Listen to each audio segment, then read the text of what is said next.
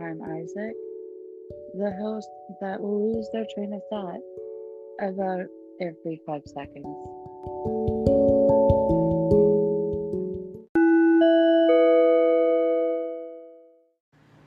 If you also want to start a podcast like Milk and Lettuce, maybe make one even more refined than I do, I highly recommend going to anchor.fm. It's free. You do not need to pay them anything. You can have them publish it. They do have it on Apple, Google, Spotify, and others. You can just hit auto distribute and let them take care of the rest. That's what I did. That way I don't have to worry about any of all that. Yeah, words can be hard. But yeah, it's totally free. You can make money. There's no minimum listenership required. There's many different tools all right there. Download the free Anchor app or go to anchor.fm to get started. And please send me your podcasts. I would love to listen to them. Thank you so much. Thank you to you, the listener, and to Anchor FM for being the new home to Milk and Lettuce.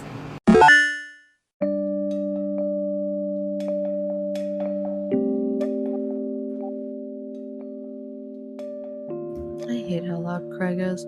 I had to pause recording again. Anyway, yeah, eggshells. Like, again, we're probably all used to it. You don't want to even say that a certain action or behavior that the narcissist does is upsetting to you, because you don't want them to react negatively. You don't want them to start yelling or screaming at you. Something like that. You know, you're basically verbally walking on eggshells. Number 9 is word salad. It's used to confuse or distract from a mistake, lie, or rude action. So it's not the same word salad that we use in like a normal clinical-ish type setting. I say that because some people with dementia, and I'm blanking on the word, yay, but we call that word salad. I had one resident who would repeat numbers.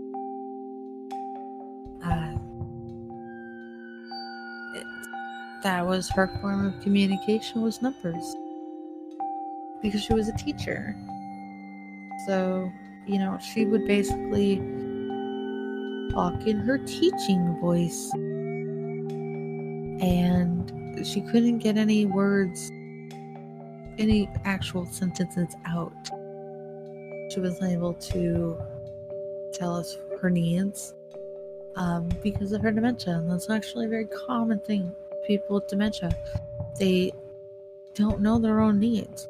They might even tell you they have to go to the bathroom when they just got done with the bathroom. One person I knew stood up and was like, "It's time to go home." And, "Dad, you are home." And that was the moment they actually realized, like, he might have dementia. Like, very, very much likely. And he did. He actually passed away from Alzheimer's. Which, another fun little mini rant. I used to have a friend who, she's laughing about it too. She's like, because what happened was she had her guy friend over. Like, it was like a neighbor or whatever, and he's just, we're all drinking. He's venting about his mom, and because she's like, I really wish we could do something tomorrow, or the next day or whatever. And he's like, I can't. My mom wants to go see my grandma, and she won't let it go. And I'm like, oh, is your grandma okay? He's like, well, she has dementia. And my friend, which we are not friends anymore. I don't talk to her. I blocked her on everything. She's something else. But she's laughing and saying, like, can you believe that his mom thinks someone can die from Alzheimer's? And I'm like, yeah, I do believe that. What? I'm like, wait, you didn't think someone could die from Alzheimer's? Mind you, we're like in our early 20s point, so very much an adult. And she's like, you can't die from Alzheimer's. It's just old person thing. You just get forgetful. I'm like, no, it's literally your brain deteriorating. If your brain deteriorates, it can kill you. She shut down, changed the topic immediately. I'm like, yeah, you dumb fucking cunt. Don't fucking tell me you cannot die from Alzheimer's when I fucking know people who have. And I say no because that time of working in the facility, I actually didn't have anyone die on my shift. So sorry. And that's weird considering, I worked there for 3 months at that particular facility. And within the first month of me starting at this one that's in my area, the first month I saw one resident. I was the one who found this resident. It was right at the end of my shift too. I'm like, well, fuck. God damn it. He was actively dying. The whole shift I was going in there and like monitoring his respirations. I didn't take any vitals otherwise. Because of how heavy his breathing was, I could visibly see it. He had a recliner at the other side of the room. I would just sit in the recliner and just watch his chest rise and count his respirations from a safe distance away as to not upset him or disturb him. The only time I really interacted with him was to check his brief because he was in fact was actively dying after a mental stint. Because if a resident is physically harming people or themselves, assisted living is not the place for them. In fact, I had another resident who was very violent. She fought people all the time. She tried to strangle one resident. She punched another resident. The resident she strangled was with that woman's oxygen cord. Like, literally grabbed the oxygen tubing and wrapped it around her neck. What the fuck? And they kept her, which pissed me off a lot. And yeah, so she threw a fucking bigger bottle of hand sanitizer at another woman, bruised her forehead, and I was so pissed. Being in assisted living, we can't restrain. We cannot hold someone down. We cannot for someone to stay locked in a room. And honestly, it's been over a year, so I'll admit it. We held the door closed because there was nothing we could fucking do. She ended up getting hauled away by the cops. It was bad. And honestly, I will give mad props to that cop. She was very calm and collected the whole time, although she kept saying, like, well, if we bring you back to your room, will you go to sleep? I'm like, we tried that for fucking 2 hours. And she, again, she kept saying that, and I'm like, I told shift lead, I'm like, I fucking quit. And the cop heard it. I said it very loud too. I was loud about it. I think the whole fucking building heard me. I'm like, I'm goddamn done with this shit. And the cop, like, she stopped for a second. She was very quiet. I walked into another room, slammed the door. After the door noise and me sitting in a very loud chair, I could hear the cop again. And I don't think she said anything that whole time. I was fucking asshole, I'm not gonna lie, I was terrible about it. But it got that resident away. We can't do anything with a resident like that. What do you want me to fucking do? And I tried to tell the cop before I stormed off, like, we can't restrain her. We can't physically prevent her from hurting people. And when I was in that room, the lead was like, no, we can't do that. We don't have anything here we can use legally. So the cop actually was like, okay, well, we're gonna go to the hospital to make sure you're okay. And she went, it was very, very uneventful after the cop arrived. And this woman already got her fucking PRN anxiety medication. So it's like, oh my God. She actually had it twice since night shift. She had it at 10 because the PMs gave it to her because she was kind of at it already. And then at midnight, my shift lead gave her one. And it's like, this was around 12:30. I remember it because he's like, I just gave her one half an hour ago. And she got another one at 10. Which, whoops. Did not realize that. Probably should have checked. And he didn't get in trouble, I don't think, because she was acting out so bad. So it's like, it's been 2 hours and she was double dosed.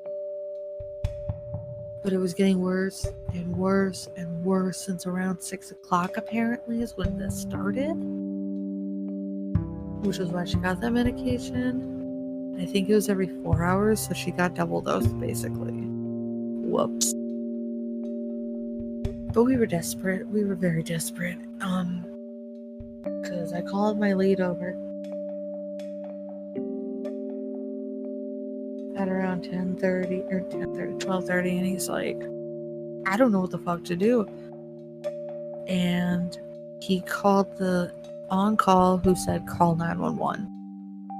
So while he did that, the on-call called me on my personal phone and was like, hey, how are you doing?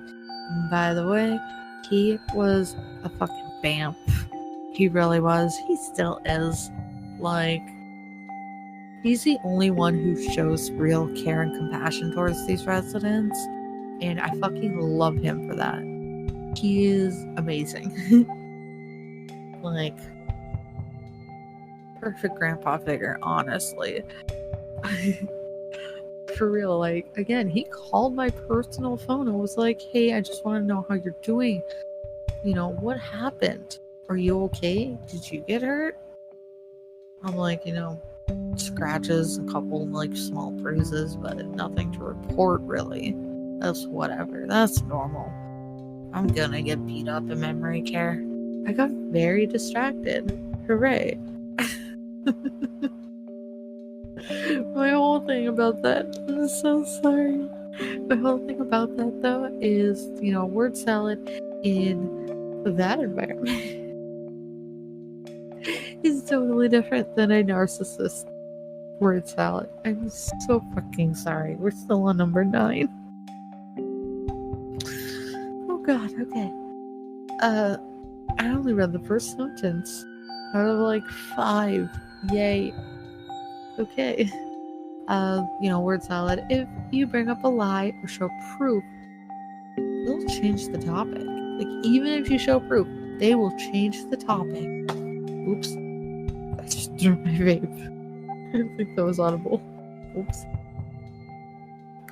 They'll give you a long-winded response using verbal gymnastics and loopholes until you're confused. Like, they'll use like big words and shit. That my ex does this to this day. Will use big words like, that doesn't mean what you think it means. But okay.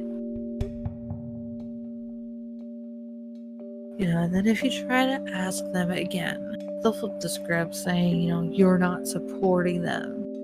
So now you're disloyal instead of them being a liar. Basically anything to confuse you and make you feel like you're wrong. Number 10 is narcissistic supply. I don't know if that was picked up. Narcissistic supply. Reciprocity. I struggle with that word, so I kind of just like, whatever. Reciprocity is how we develop trust and form healthy bonds. Narcissists wield power in whatever form it takes. Dominance over affection, sex over compassion, emotional support, achievements, compliments, etc. They always need more similar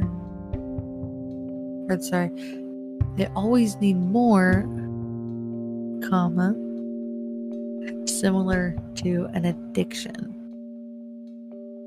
If you stop, they'll seek a new source, but it will always be the victim's fault. And they will seek a new source without shame or remorse.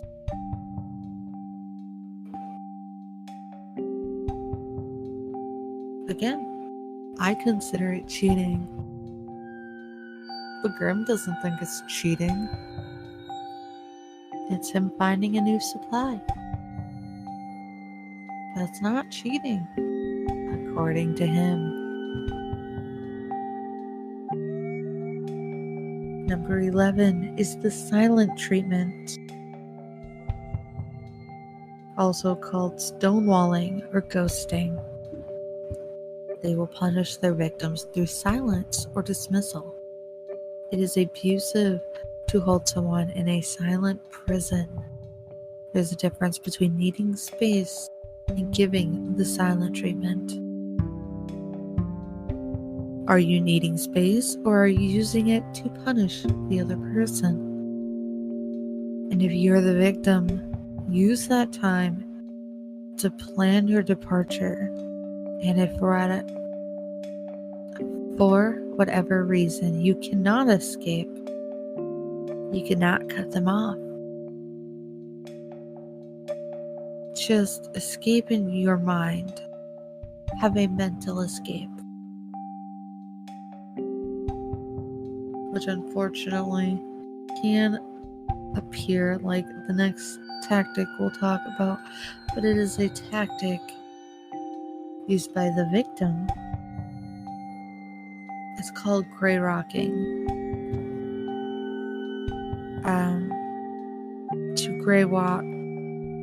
To gray rock might be a long-term survival or coexistence strategy. It is not recommended, but again, sometimes there is not an escape. There's not an out. So you might just shut down. You act emotionless, uninterested, you can't be bothered. You become boring to the narcissist, effectively cutting off that narcissistic supply. They will notice and try to end it. They will cycle through their tactics, and they will try to bait you into reacting. Gray rocking is not ideal, but if no option, if no contact is not an option, some people may resort to gray rocking. Speaking of baiting to get that response from you as the gray rock, they will switch through their their tactics, such as silent treatment or the word salad, to get a rise out of you. All the info they have from the beginning when you were open and honest may be used against you. Once you react, they'll tone it down. They'll appear calm, cool, and collected. They'll start saying things like, "See, I told you were unstable. I told you you're crazy. I told you you needed help. I care about you. If only you'd listen to me, we could get through this together. I'm the only one who understands you." Do not fall for it. Do not take the bait. Number 14 is scapegoating. It's a gaslighting tactic used by narcissists. They blame you and don't care how it affects you. "We would have been on time if not for you. The party would have been a success if you had just whatever. Our relationship would have been perfect if only you just blank." The goal is to say that it's not their fault. Blame, shame, guilt.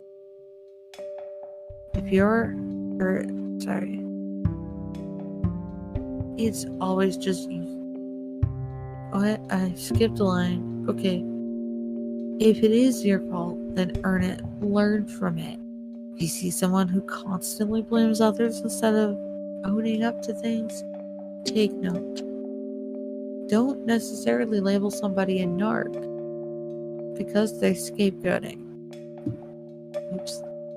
Just take a mental note of it. If you notice other tactics they use, then they might be a narc. Just might. Number 15 is enablers. Someone who facilitates, supports. Everyone probably has enabled to an extent. Example would be not calling out a bully in fear of being bullied yourself. Hiding becomes a default for victims, and enablers also hide. You shouldn't be so sensitive. They had a hard life.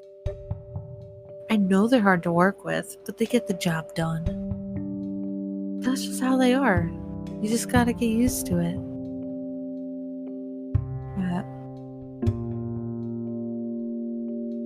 Even saying something like, that's not how they meant it. Telling people,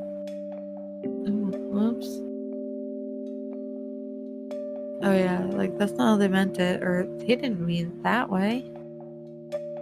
Telling people to stay in an unhealthy marriage because, quote, marriages can be difficult. Just stick it out. But is it really worth it? Is it actually worth... My connection dropped down to 0, so I don't know how much of that was picked up, but is it actually worth feeling miserable in a relationship that's not ever going to work out. If you guys fight more, then, you're actually having a good time together. Is it really worth staying married?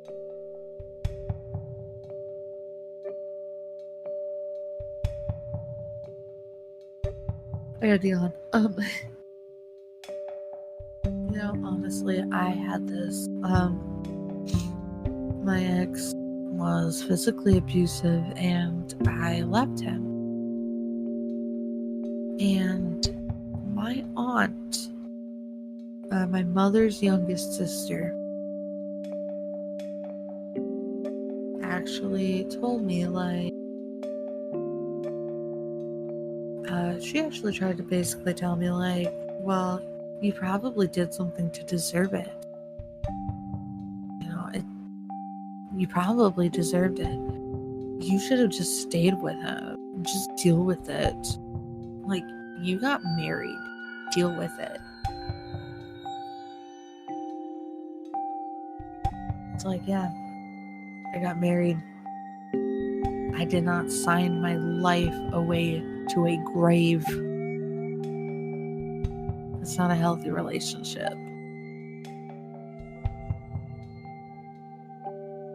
And yes, I genuinely feared for my life. He owned guns and has threatened to use them before. So, yeah, I did fear for myself.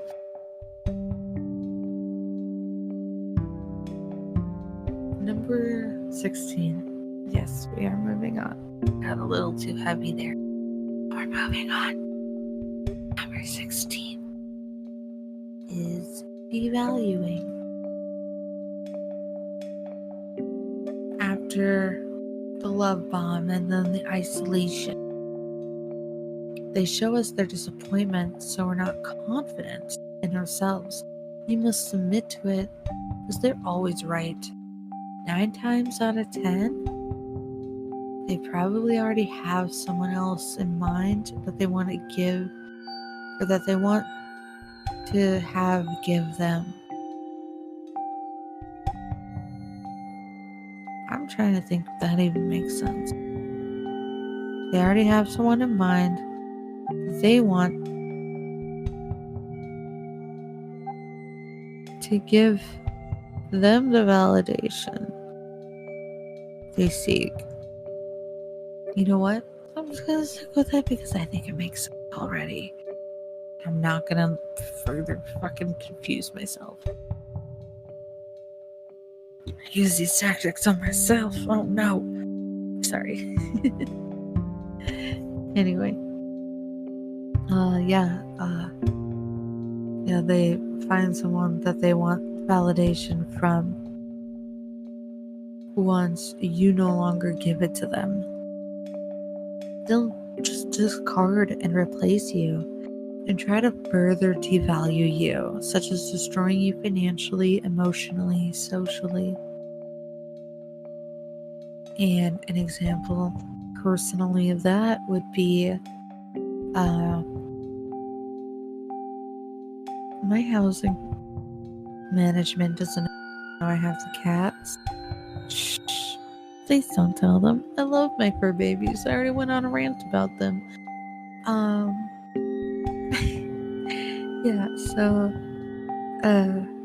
They don't know we have cats, and my partner has said that he will tell them we have the cats. He'll leave, he'll shut off the power, the internet, the phone, everything. And, he'll tell them that we have the cats. So I'll get kicked out too, and I won't have anything. And that he'll take the babes away from me because I won't have any way to live on my own. And it's all of that is abusive. First of all, I don't think I need to tell you that if somebody uses your children against you, that is abuse. That is absolute fucking abuse. I'm gonna have to find the thing that I had from. I don't really. Oh shit! I think I threw those out though. I didn't really have many handouts anyway because I only was able to go to one. My ex, I went to a domestic abuse support group, and my ex was like, "Oh, you're fucking so and so." I'm like, "Bruh, that's my friend, and he's 1,200 miles away. I ain't fucking nobody. My friend is right here. You know she's here. You know I'm with her. I told you exactly where I'm going, exactly what I'm doing. And I told you I would not be able to answer my phone or respond in this group." He called 13 times that time. Just that one day. In that 2-hour-ish span. Maybe 3 hours. Like 13 calls. Yeah. Oh no, it's 3 o'clock. I'm so sorry. I mean, hey, if you're still listening to this, I appreciate you so very much. And I love you. Anyway.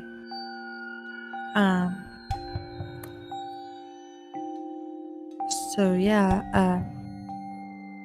back to devaluing. And the breakup will still somehow always be your fault. They seek to get out of the relationship while appearing to hold a moral high ground. Makes you feel like you have no value, so others might understand why they don't want to be with you. No, it's for their own reputation. Which kind of also will later go into smear campaigning. They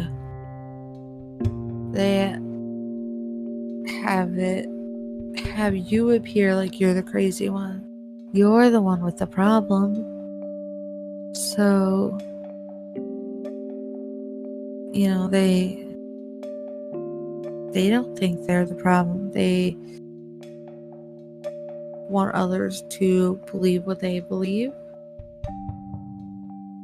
Or rather, they want others to believe what they want those people to believe, even if they know it's not true. And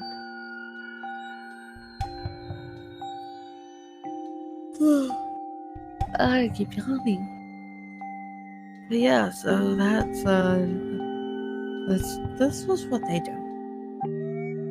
They want you to feel like you have no value. They want you to feel worthless, so they feel better about themselves.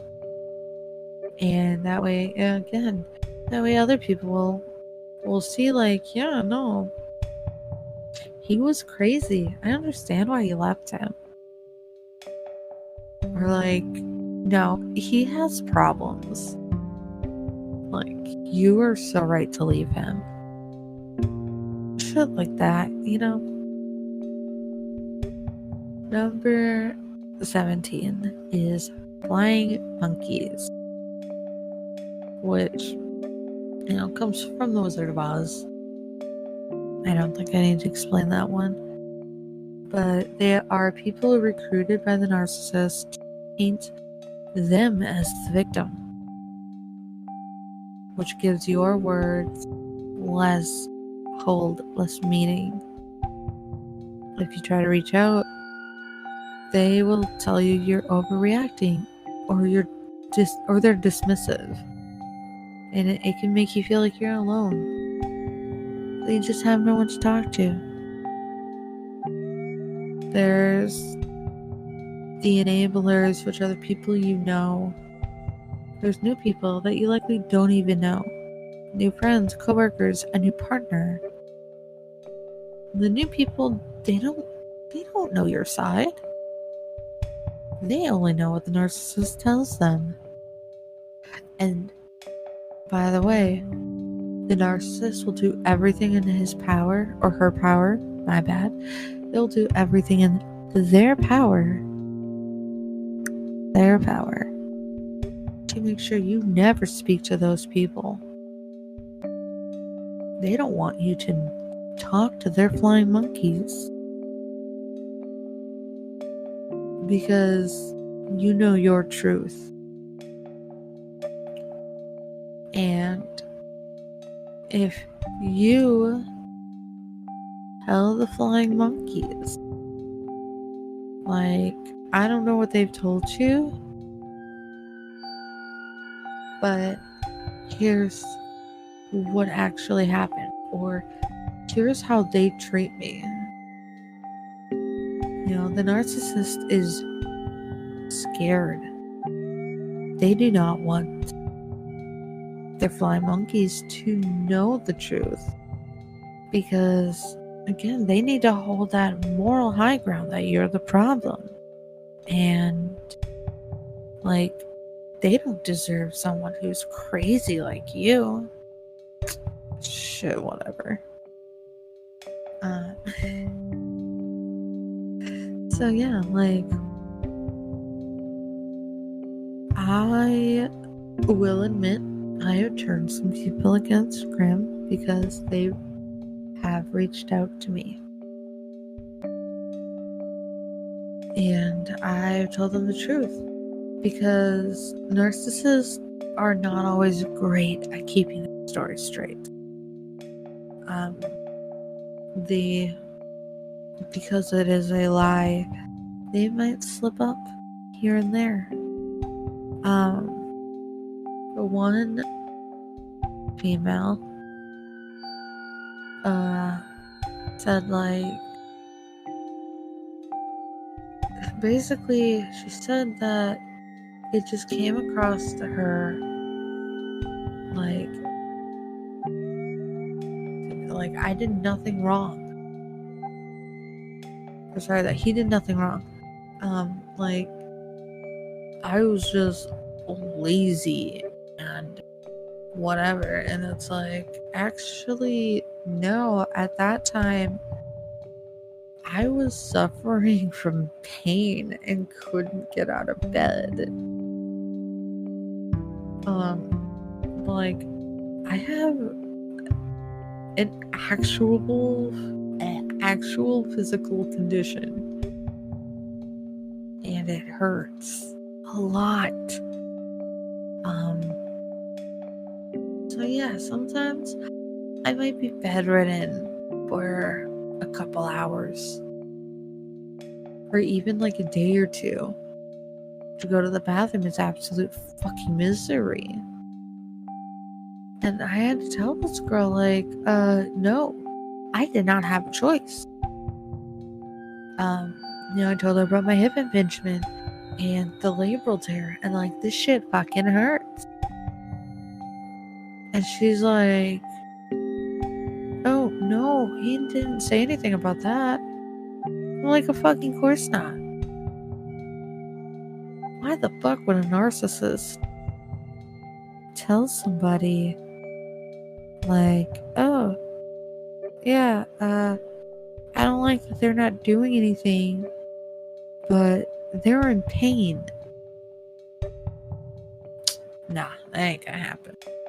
So yeah, like, if your flying monkeys want to reach out to me, I would be more than fucking goddamn bitch ass happy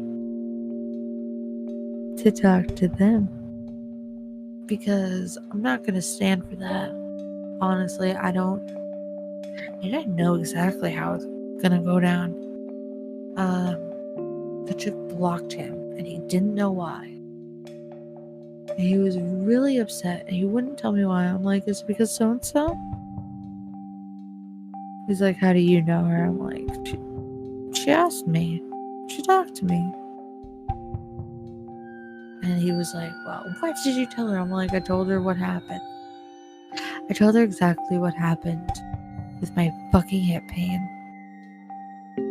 It was not a choice for me to not do chores that day. It was a fucking restriction on myself. And because I worked, he didn't work at that time. And because he's tried to tell me, like, well, I've worked more in this relationship than you have. I actually wrote down one time, like, no. Since we've been together, here's the months I've been employed and unemployed. Here's the months you've been employed and unemployed.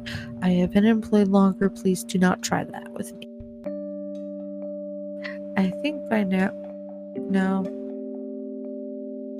no, I think I still have. I would have to go through it again. But I would have to do it at a time that my memory... Oops, I just totally beat up the microphone.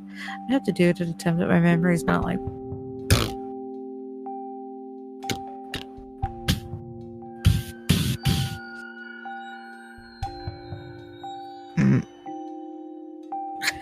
So sorry about that.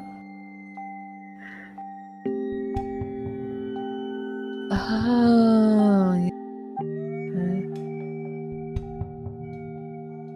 Fuck. So I took my gabapentin around 12.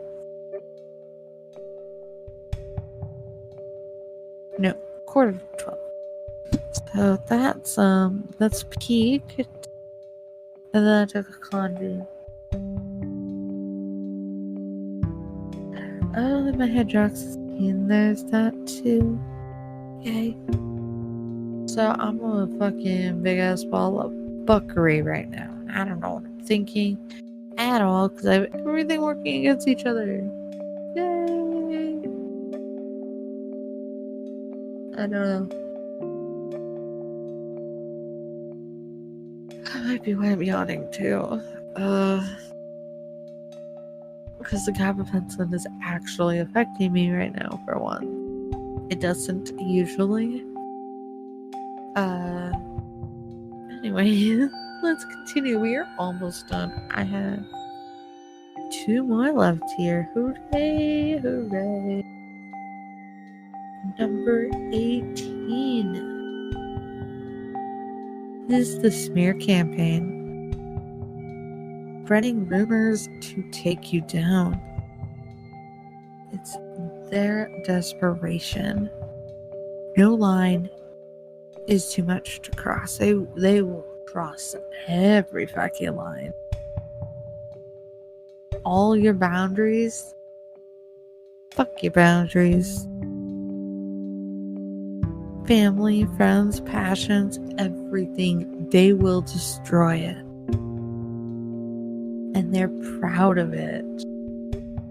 They feed their own supply by breaking you down, and they want you to react to make them look like they're right.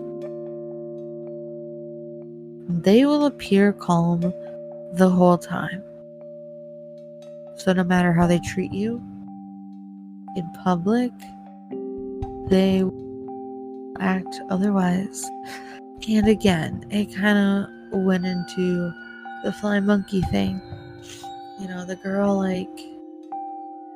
thought I was a certain way and then approached me, and I told her what happened. To her, she was like, oh, or, to her, he was, like, well, I have all these issues and I don't know what to do.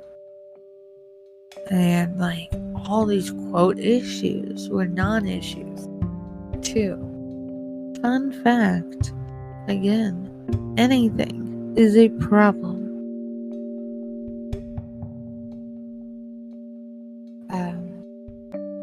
Sometimes I don't get things done in a timely manner because neurodivergency. Who fucking right? Not a choice. Just I don't choose to have depression. I just do. I don't choose to have post-traumatic stress disorder. I just fucking do. I don't choose to have any mental issues. I just fucking do. but he will use them against, and in the most inaccurate ways. Again, my ADHD. It may seem like I'm procrastinating or I'm just choosing not to do something. That's not the case. I want to do the thing, but I fucking can't. So he tells people, yeah, they don't want to do anything. It's like, nope, that's not even remotely true. It's like, maybe I just have too much of my goddamn mind right now. So yeah, they will tell other people how terrible you are. And they will start to spread rumors. And they will tell people your biggest, darkest secrets. And I too have fallen victim to my biggest, darkest secret. Being used to hurt me. Oh yeah. Like, I didn't tell you that to give it as a weapon. I told you that out of confidence. And the fact that you would use that against me? You didn't tell me my darkest secret. You just told me you were the least trustworthy person on the goddamn planet. No, or at least in my world, because I don't know everybody. As far as the people I've met, you just proved you are the worst piece of shit. That's all you told me. And honestly, I beg of people to use that mindset too. If your abuser uses your darkest secret, let's say you're a recovering heroin addict, you've been clean for 10 years, but you got to a point that, you were doing very illegal or very inappropriate things to get your fix. But, you're 10 years sober, you're damn proud of yourself, and motherfucking should be. Fuck. Anyone, if you're 10 plus years sober from your addiction, I am goddamn proud of you. Fuck yes. I'm so happy for you. Honestly, if you're making the choice to be sober and you're 10 minutes into sobriety, fucking right. Again, I applaud you because you want to change that issue. If you want to make that change and you're willing to work for it, you deserve the praise. You deserve the praise for sticking with it as long as you can. But again, off topic. So yeah, let's say you are 10 years sober from heroin. You did something very inappropriate. Your abuser brings that up. Like, well, I never did that. Again, I want you to use that mindset. Like, you think you're trying to bring me down, but all you told me was that I can never trust you with anything. And honestly, if you can, safely, of course, fucking turn around and walk away. I'm not joking. Again, if it is safe for you, if they are not physically abusive, then yeah, it should be safe for you.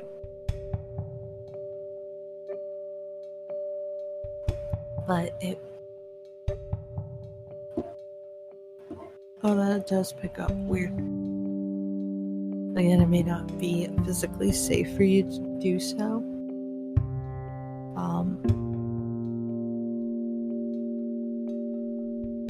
And honestly, if they do it in public and you are able to leave everything behind, if they do it at a party or something or around your friends or family, stand up for yourself and leave. Leave entirely. Which brings us to the next thing. The last item, number 19, is no contact. And going no contact is impossible if you have minor children. Again, if you cannot leave everything behind and walk away and leave your abuser entirely at that moment, again, that is impossible. You have children, you're a parent. But going no contact means absolutely no contact. You cut them out entirely. Block them on social media, block their phone number, no calls, no text messages, no emails, no involvement, and even no sharing friends. And, if you guys have been together for a while and you have similar friends, or you met because you guys were in the same friend group, that can be hard, because that means you gotta cut those friends too. And of course, there are some friends who they were more your friends anyway, and they will stick with you through the end. Make sure that you're okay. They know the situation, and they don't want anything to do with them either. And they'll do the same thing, the no contact, cut out entirely everything above and below what I'm saying, and those are the friends that you want to keep, because again, they've been there the whole time. They know what you've been through. They've seen it, and they're there for you. Those are the friends you want. And if it's a family member, like your mother, no more going to family events, family picnics, or reunions. Nothing. Even like grad parties. It's July. People are still having grad parties. None of it. Don't stalk. Also, no sending Christmas birthday cards either. It is equal to quitting an addiction. Don't stalk social media to see if they have a new partner or see what they're saying about you. And the reason it's like an addiction is because you seek that dopamine, but you're not going to get it. And by stalking their social media or whatever, it means that they have won. Because they are now living rent-free in your mind. The only way, the best way to end, and the only way to end a narcissistic relationship is to cut them out completely and go 100% no contact. 100% no contact. Oh my God, does not want to pick me up. Okay, yeah. I don't know why it's not picking me up sometimes. Anyway, yeah, so I really, really hope, again, like my last episode on narcissistic personality narcissistic personality disorder or narcissism. I really want people to hear this and hopefully find the courage or resources to step out and reach out and get out. I really hope that you are safe. I hope that you take care of yourself and your loved ones. Thank you for cutting out. I hope my mic did not. But again, I hope you take care of yourself and your loved ones. And I don't know, I want people to know these signs and know these tactics and these traits. So that said, I'm going to play the outro right now, which might be kind of loud compared to my speaking because it doesn't want to pick me up. And depending on how my volume sounds, I may need to just not have a background sound on this one. I've had a music sound as my background for a while. I kind of like it.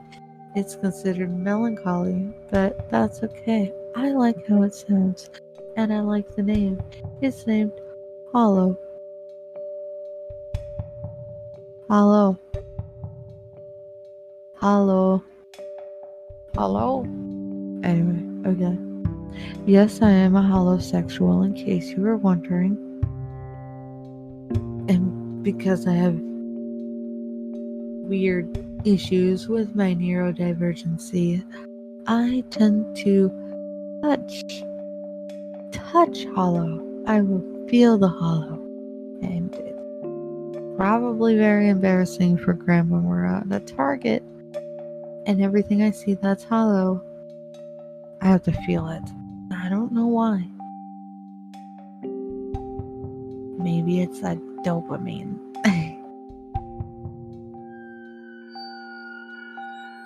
I don't know. Anyway, like I said, I'm going to play the outro now, but I very much appreciate you listening, and I hope you picked something up. I hope you learned something.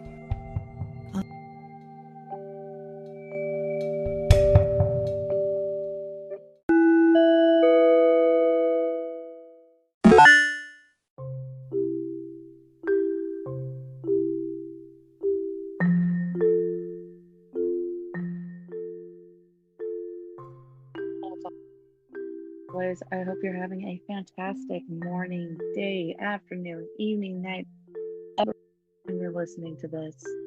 Have a great